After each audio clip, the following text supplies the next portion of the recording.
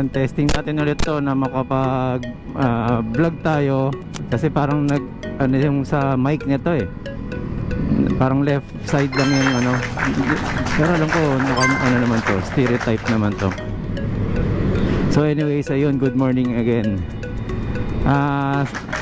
Para sa tambay na gagawin natin, medyo may konting ano lang po tayo, struggle sa saksakan, no? So tingnan po natin. So as much as possible naman po, mga nakapag-charge, I think kaya naman po yan. Hindi naman po kalayuan yung mga pupunta. And then yung mga pupunta na galing sa malayo, mga naka-lithium naman to, nakita ko. So tinignan ko yung mga setup ninyo, no? Mas maganda na rin pong gano'n, ano, para ine-expect po ninyo kahit pa paano, kung sakali lang naman na wala talaga tayong makuwang saksakan. Kasi medyo meron yatang kinapos dun sa ano, sa planning. So yun. So if ever naman po meron tayong mga alternative na pwedeng puntahan. Actually, ang ano bang reason kung bakit tayo tatambay? Tambay lang talaga, literal. Pero ang maganda doon, meet and greet tayo. Ang mangyayari, may mga issues tayo before na pwede natin pag-usapan.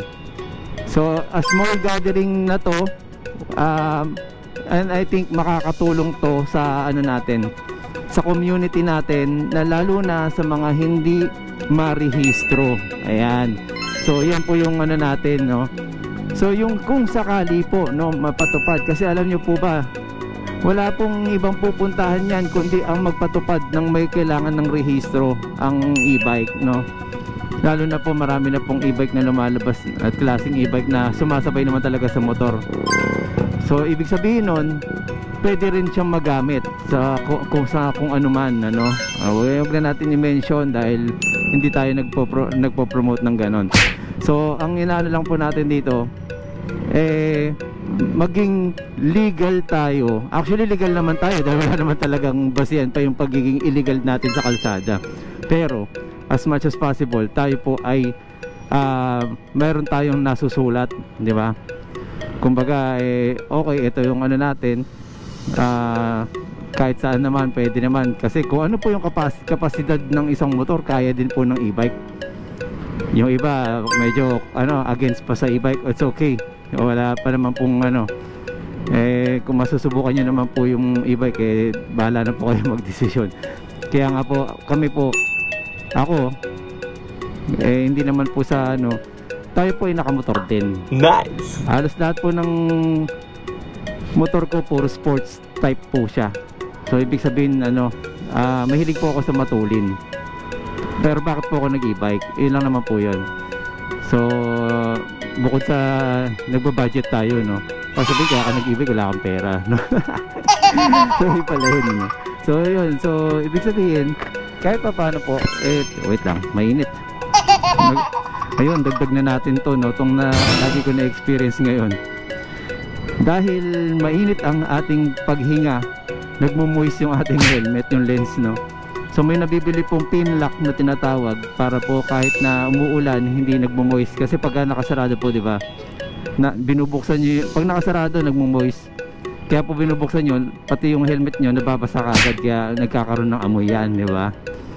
So prevention lang din po yun. Kahit pa paano mababawasan po yung yung tatagal po yung helmet nyo nang hindi nag-aamoy pandigmaan. And also, kung sakali naman po na amoy digmaan na yan, maganda po nilalaban, pero paano kailangan nyo gamitin? Isa pong sikreto ang paggamit ng uling. Uling po or dyaryo. Huwag naman po yung uling na may mga nabibili na charcoal na na nakabalot. Yung uling okay po yun, pero ayusin nyo yung paglagay, yung pagtakip. Baka pagkasuot yung puro uling na yung mukha ninyo, no? So ayan, so ikat ko lang muna, doon ulit tayo para habang tumatakbo makita natin medyo konting speed tayo. Mas masarap po nagkikwento habang tumatakbo.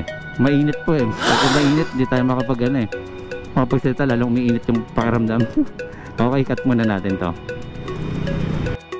naman, going back tayo sa ating video for today. Again, sa mga gusto pong sumama sa tambay, tingnan po natin. I'm trying to get an connection sa ating charger, no? Pero yun po, pero kung sakali pwede naman tayo magkita po na, then we can change our venue para tayong nag-ride sa somewhere, di ba? Ay, saya din yun. Doon lang muna tagpuan kasi maluwag doon sa parking area na yun. Tapos sa somewhere, kung pwede tayong pumunta sa isang kapihan man lang, hindi naman masyadong sosyalan na kapihan, no? Baka mag Starbucks pa yung iba, tamang budget lang naman din yung iba, di ba? So alam niyo naman po, halo-halo po tayo dito sa sa community. Okay, bilang respeto lang po sa so let's gather naman kung paano, then we can set a meeting doon from there, no? Mas maganda na set tayo, kita-kita kung saan tayo makikita doon na. Then marami tayong pwedeng pag-usapan doon. Napaka-importante nga din po na magkaroon tayo ng community, dahil kung sakaling man may isa batas ang mga dapat isa batas, alam po natin, no?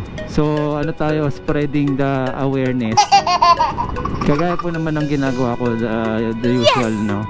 Tayo po ay laging nag-guide, nag-share kung paano po yung tamang posisyon. Maaaring yung iba hindi pero hindi po tayo eksperto o pero ako po ay based on experience lang po itong sinishare ko, no?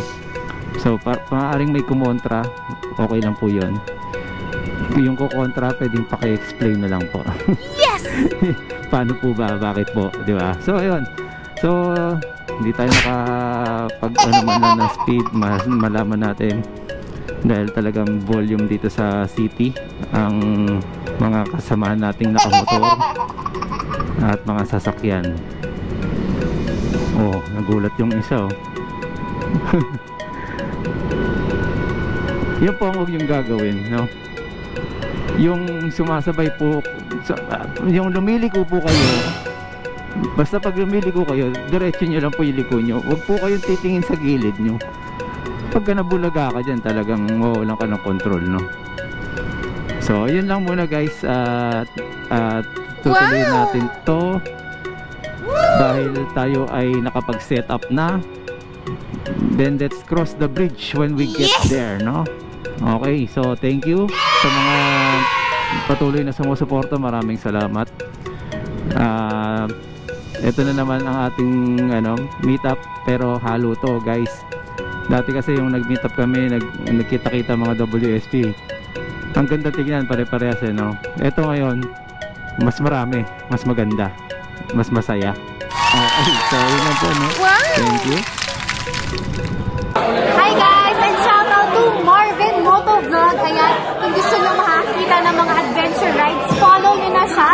Of course, sir, ride safe, and nice meeting you here, and God bless you. Thank you, thank you. Yan, shout out mga idols natin sa WSP. Kita-kita tayo, ride tayo. Yon. Ride tayo ng e-bike, no? E-bike talaga. E-bike lang sa Kalab. Sa Kalab. Hi, this is Roxanne Venture. Shout out po kay Marvin Chua Motovlog. Ride po palagi. Thank you. So okay, once again, Marvin Chua Motovlog po. Maraming salamat po. Salamat din po sa mga nag-subscribe. Subscribe, okay. Bulol pa, no?